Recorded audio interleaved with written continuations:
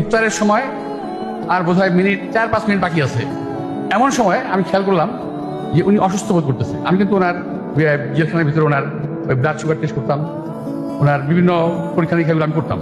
আরও কিছু আছে যেটা আমি বলতে চাই না, বলে আমার খারাপ লাগবে, আমি এটা বলবো না। তো মোটামুটি আমি ওনাকে এবং দুলাল সাহেব সাহেবকে অনেক সহযোগিতা করেছি।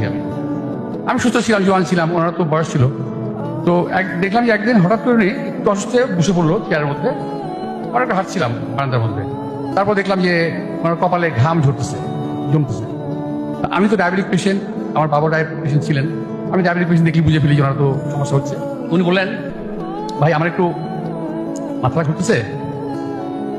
আমি তাড়াতাড়ি মেশিন আনলাম, সুগার মেপে দেখি, যেটা এখানে যারা ডাক্তার আছেন তারা বিশ্বাস করবেন না, এটা হলো বাস্তব। ওনার সুগার লেভেল তখন 2.5। সবচাইতে সর্বোচ্চ ঝুঁকি ইফতারের সময় আছে মাত্র 3 মিনিট কিংবা আরো কম। আমি বলছি, ভাই আপনি এই ঝুঁকিটা নিয়েন না, আপনি এখনই চিনি খেয়ে আপনি কি করেন, আপনার রোজাটা আপনি ভাঙেন, আপনি এই অবস্থা কিন্তু আপনি ফেন্ট হয়ে যাবেন, আপনার বাঁচানো যাবে না।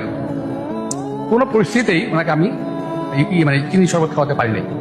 উনি কিন্তু ইফতারের টাইম হলো, উনি চিনি শরবত খেলেন এবং আরো একটু অসুস্থ হয়ে বললেন।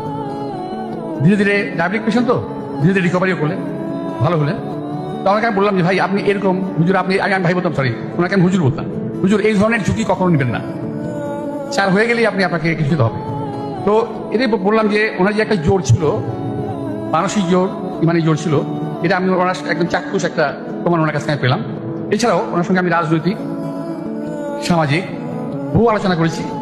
আমি দেখেছি ওনার প্রজ্ঞা, ওনার জ্ঞান অপরিসীম।